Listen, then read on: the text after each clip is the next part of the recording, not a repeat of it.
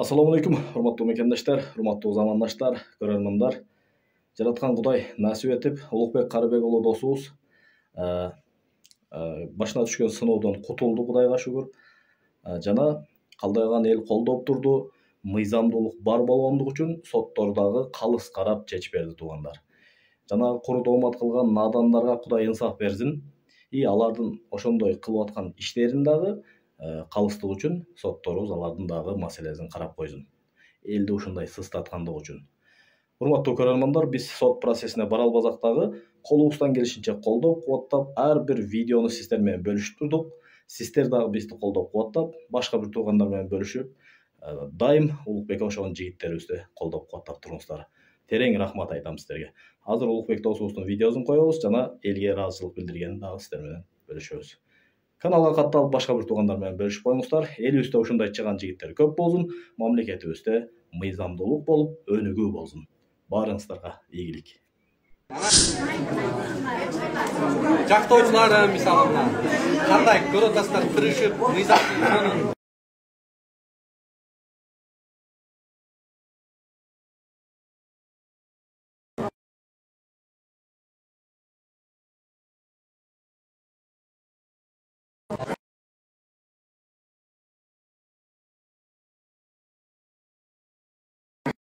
ой келет, миң түркүн сезимде болот экен. Анан ал жакка эч кимди салбасын Кудай. Эч ким ал жакка отурбасын. Ал жакта ушул негизи аурасы анча эмес экен. Анан мен ушул жактоочуларыбыздан көрүп атпайм, коомдо эл ушунчалык кыжалат болуп атканынан сүйүндүм да. Мен көрсө ушул азуулуу, жети баштуу, мамлекеттик колдон жер болгустарга мени салып берип койбосун түшүндүм. Андан сүйүндүм. Буйруса, бул ишибиз токтобойт, урматтуу мекендештер, урматтуу кыргызстандыктар.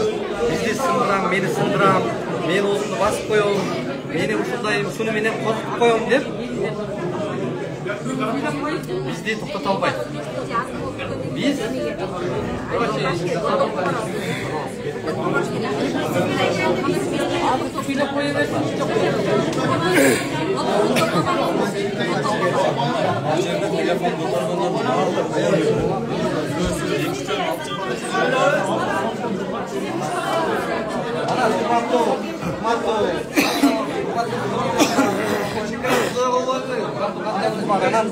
эми булбай эч бир мыйзамсыз кадамдарга чакырбайм.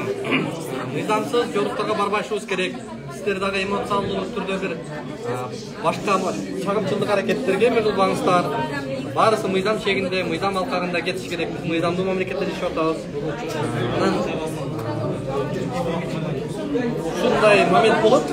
Буюрса, мен күтүп атам, азыр чечимге туура эле чыгат. Анан буюрса, бул ишибиз токтобойт. Дагы көптөгөн чыгара турган, дагы көп мындай бир мыйзамсыз акыбалдар бар. Алардын баарын тизмектеп көрсөтүп беребиз. Кол органдары баа берет деген ойдобуз. Медицина тармагында паракорсулук токтомоюнча биз токтобойбуз.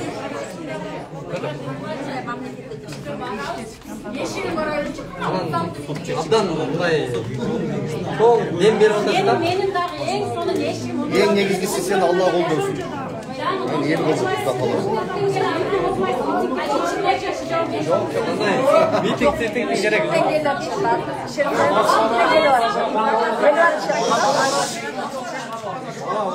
Катталуучулар, мен ойлойм азыр эми эч жактан ора болуп, эки жакка чыгабыз деп эле коюңуздар. Мен ойлойм астады туура чечим чыгарып берет. Аман эсен көрүшөбүз, аман эсен иштешебиз. Анан кечирим сурайм дагы бир жолу. Көп учурда мен ушу көрөрмандардын кайрылуусуна жооп бере албайм. Анткени абдан көп киши чалып жазат. Анан баарынын арызын угуп, баарынын суроосуна жооп бере жетишпейбиз да.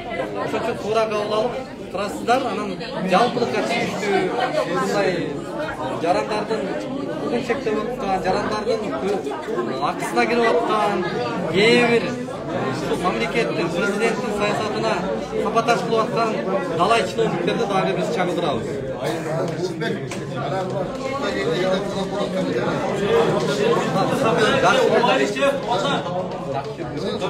Мага эч кандай күч колдонгон жок.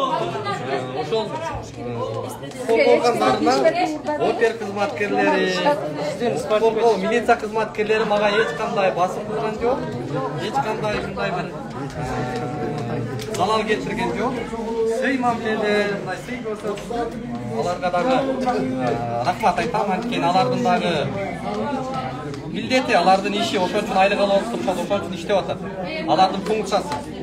Маселе таптакыр башка жакта, мени бул жакка камап коюлга, ал кызматкерлердин эч бир тиешеси жок.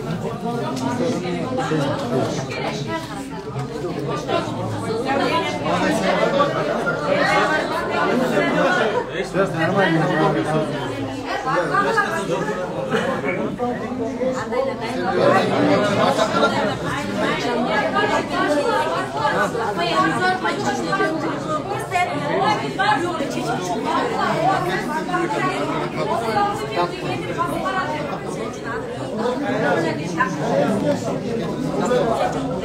Анан өзгөчө чет мамлекеттеги биздин мигранттарга өзгөчө Москвада биздин канча миңдеген мигранттар бар, миллионго жакын.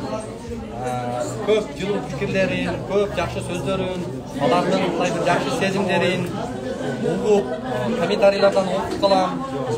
Чалышат мага. Алыста болсо дагы ушул мекеним деп кайдыгер карабай, Кыргызстандагы жагдай боюнча ушул жазып атышат жактан. Кайдыгер эмес, негизи мекендин кадырын мекенден алыс адам билет да. Бул ким десе бул мигранттар. Кыргызстандагы жагдай боюнча күнү-түнү жумушта иштеп жүрсө дагы бүт Кыргызстандагы акыбал боюнча кайдыгер эмес. Өзгөчө биздин мигрант мекендештерге мен ыраазычылык айтам.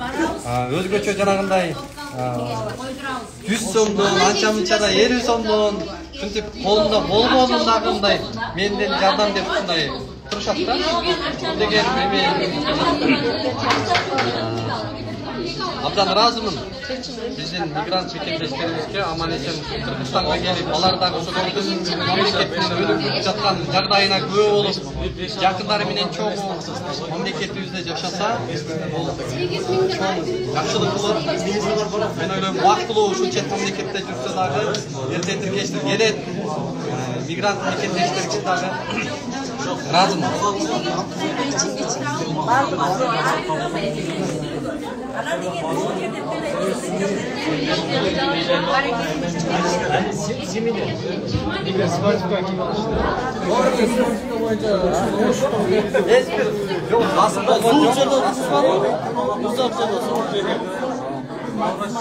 Эч ким андай жака барбай эле койсун.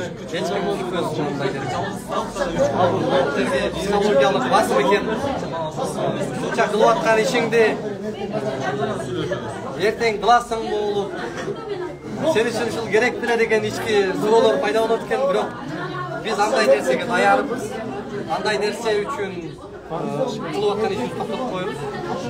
Анткени биз чындык жолунда, мыйзамдуу жолдо жүрөбүз. Мамлекетибиздин өнүгүүсүнө биз жардам берип атабыз. Жалпы адамдар кайдыгер болбош керек ошол. Анан биздин апалар, мени өзгөчө апалар абдан колдойт. Катталуучуларыбызга апаларга дагы ыраазычылык айтам. Көп батасын берип, дуасын кылып, намаз окуса намазында дуа кылып, жолукканда айтып калышат да, сизди мындай апам абдан жакшы көрөт, сизди апам колдойт депчи. Энелериңиз аман болсун. Мүмкүнчүлүктөн пайдаланып баарына рахмат айтып алайын, мындай мүмкүнчүлүк боло бербейт. Ошон үчүн жалпы эле ушул бизди колдоп аткан кайдыгер эмес мекендештерге абдан ыраазымын. Мен түшүндүм, менин душманым абдан көп, дагы бир жолу айтам. Мага тиш кайрып, мени ушу эптеп чалынса чапсам деген адамдар абдан көп. Аны мен сезем, билем. Бирок алардын мени коркутуп, алардын менин ушундай бир коркунучунан кылып аткан ишибизди токтотуп коюп, күрөшкөн. Дагы да көрсөтө беребиз. Баарысы мыйзам чегинде, мыйзам алкагында. Алып бара беребиз, айта беребиз.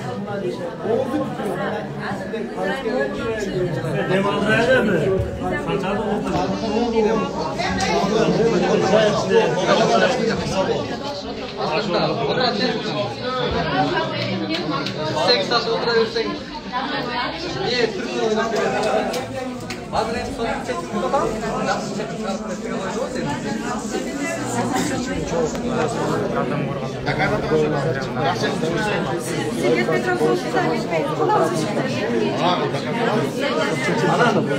сен.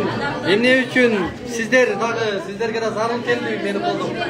Себеби сиздер мына өзгөчө айымдар биздин ушу келин кыздарыбыз төрөттөгү толгоо бардын башында бар да.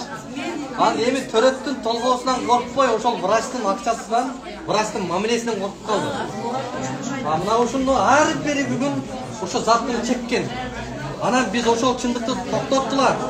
Дарыгердин милдети бар, анты бар, врачебный этика бар. Силер билимдүүсүңөр, силер билим алгансыңар, силер 5 жыл эмес, 10 жыл окугансыңар. Силер ушул келин кыздарыбыздын укугун тепсебегиле. Ошолорго мамлекет мына бекер төрөтөт деп кепилдик берип атат. Мамлекет боюнда түйүлдүк болгондон баштап биздин жарандарга бекер төрөт акысыз. Төрөгөндөн кийин дагы 1 жыл акысыз мамлекет карайт деп атат. Мына мамлекетте мыйзам ушундай. Муну колдонбой атат да. Мейли деп туруп анан кичинекей балдар бул эң назик биздин эң өзгөчө катмар. Жаш балдарды 6 жашка чейин мамлекет бекер дарылайт деп атат. Бул да мыйзам. Бирок ошол мыйзамды колдонобузбу дегенде бул суроо башка. Ошону биз айтып атабыз. Мамлекет кепилдедиби? Аткар ошону. Мамлекеттен акча алып атат ошон үчүн депчи. Ошондуктан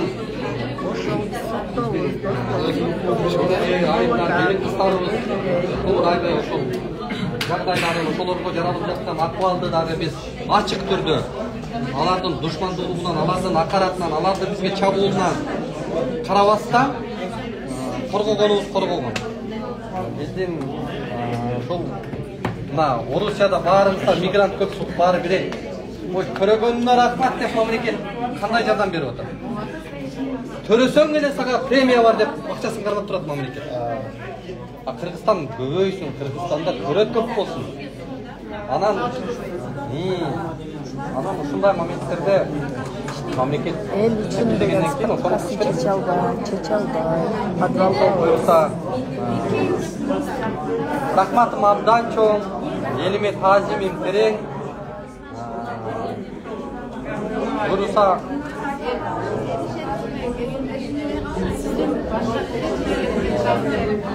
Колуңузга кишени салганда биз аябай жаман болду. Сен жабыш кылганда сизге ошентип алып келишти. Ой, ал мыйзамдын талабы экен да.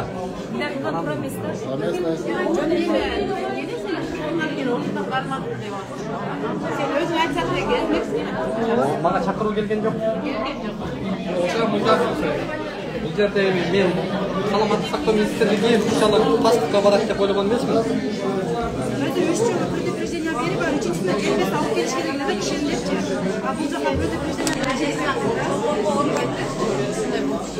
Бул эми коомчулукка чыкты, биз ачык көрсөттүк да. Эч кандай колдугуна карабай. Министрди президент айтты да, сен иште деди. Сен шарт түз, медициналык көйгөйлүк чеч деп койду да министрлич. Биз барып эмне үчүн төрөттө операциядан чыккан, операцияга кирип аткан аял төрөттөн чыгып коридордо жатыш керек. Эмне үчүн жатыш керек? Эмне үчүн отурат министр анда? Ошол үчүн баш оорут деп президент койду да. Анан ошол төрөттөгө отурган аял Садыр Жапаровдун бийлигинде деле өзгөрүү жок турбайбы деп, анан аларга нааразы болуп башташат.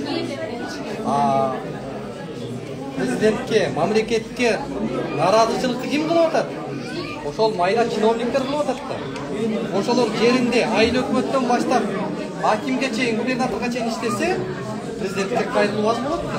Ошон үчүн биз ойлойбуз, баа берилет, мыйзам чегинде чара көрүнөт деп турабыз. Садыр Жапаров кишеген салмаса, Садыр Жапаров кыймылдыкта да болсун бердичи. Душмандык бар. Потому что официально это лучше. Bizden şey, sağlık zamanında kalan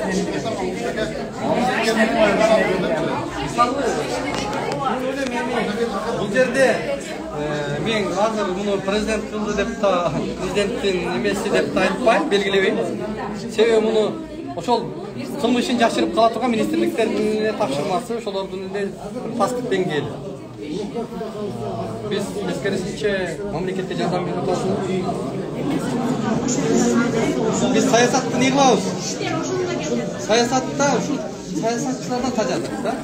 Саясатты не кылабыз? Саясаттан сырткары эле мынау маселени чечпейлиби? Маселе жөнүндө көйгөй жөнүндө иштебейлиби?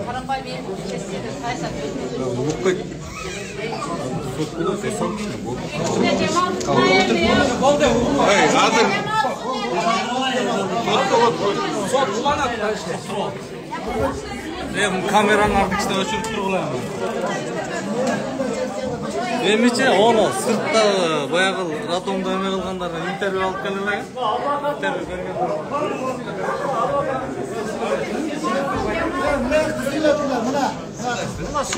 Оштағы номер біз Жылдыз деген адвокат кызыңыз болады. Эми азыр деген эме болду да. Жана азыр улуттун кармалгандыгынын мыйзамдуулугу негиздүүлүгү каралды да. Эми азыр билбейм, өзүңөр барыңар тең күбө болдуңар да качкандар. Эгерде тергөө судьясы азыр улуттун кармалгандыгын мыйзамдуу негиздүү деп таап коюшу мүмкүн деген мен дагы коркунучта отурам да. Себебин түшүндүрөм. Мындай жагдайлар, как адвокат катары айтайын, мындай жагдайларчы.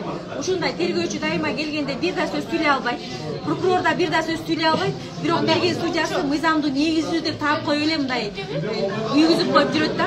Мындайча айтканда бүт баары көрүнүп турат да, мыйзамсыз негиз экен көрүнүп турса деле тергөө судьясы мыйзамдуу негиздүү деп коет, анан күйбөгөн жериң гүл болуп кала бересиң да. Эми азыркы жагдайды мен билбейм. Бирок мына баарына тең көрүндү. Кармоонун мыйзамсыз негиз экен полностью сотто далилденди. Бирок азыр сот деген эми мыйзамдуу негиз деп таап койсо да билбейм да, Кыргызстан анда вообще эле мыйзамсыз өлкөгө айланып калдык дегенди билдирет да. Эгер азыр тергөө судьясы мыйзам деп койсо да бул биздин баягы адилеттүүлүк болгон сезимибизге аябай козгойт да. Азыр айтып койсойчу. Азыр сот келсене токтолгула.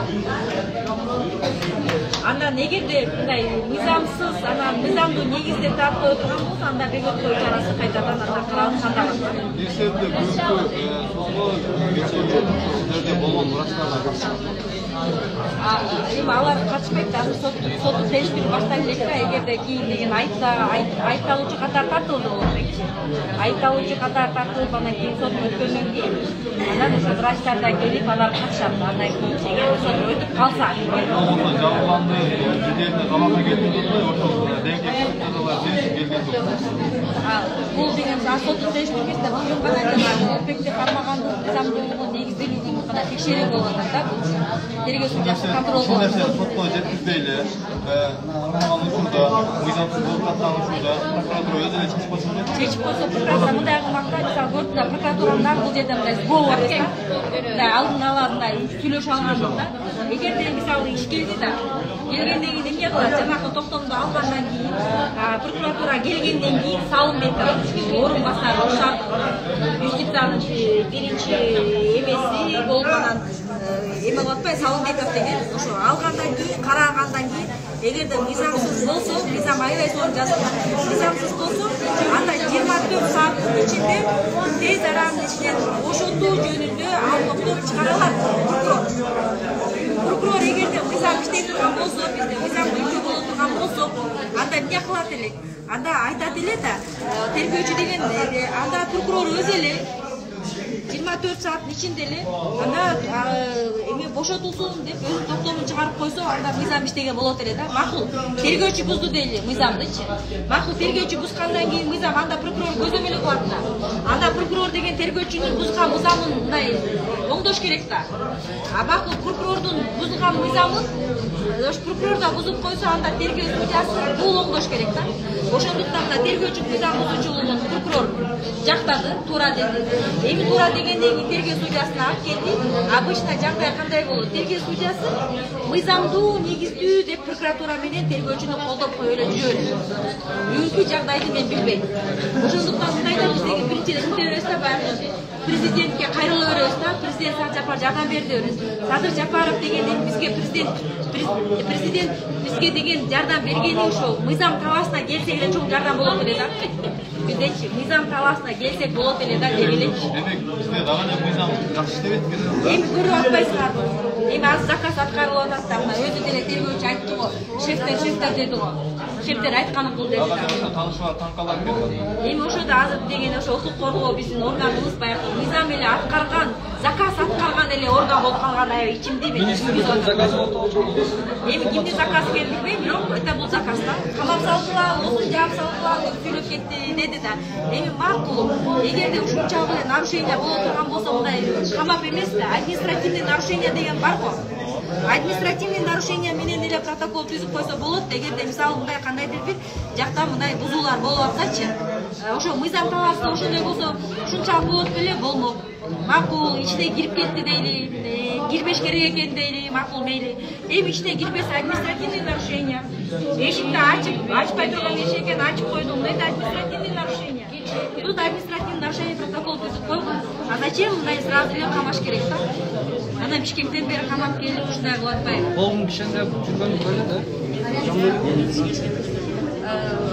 Эми кол кишендеп келген фактически азыркы эми кишенделигине туура келет, потому что кармалатпай кылмышкер катары кылмыш козгоо жөнүндө деген.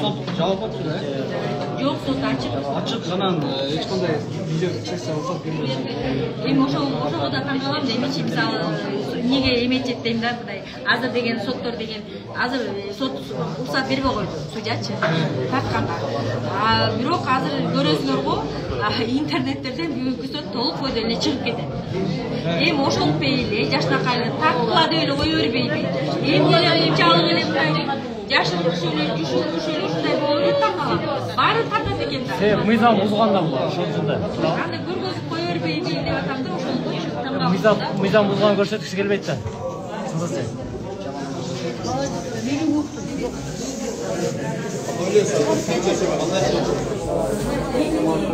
Ассаламу алейкум туугандар. Жакшы жаңылык. Улуктоосубуз куттуктайм досум. Чоң рахмат. Эч жакка кетпөө тил каты менен чыгарды. Буйруса абдан жакшы чечим болду. Бирок биз күнөөлүү эмеспиз. Аны эми тергөө иштерин далилдеп баарысын аныктайбыз. Эң башкысы элге рахмат. Эл, журт бар экен. Ошол азуулууларга, менин душмандарыма салып берип койгон жок. Элге таазим, рахмат. Жалпы эл журтка терең ыраазычылык айтабыз. Бийлик колдогондорго жана ушундай эле интернет аркылуу колдоп тургандарга жалпы эл журтка терең ыраазычылык бар болуңуздар.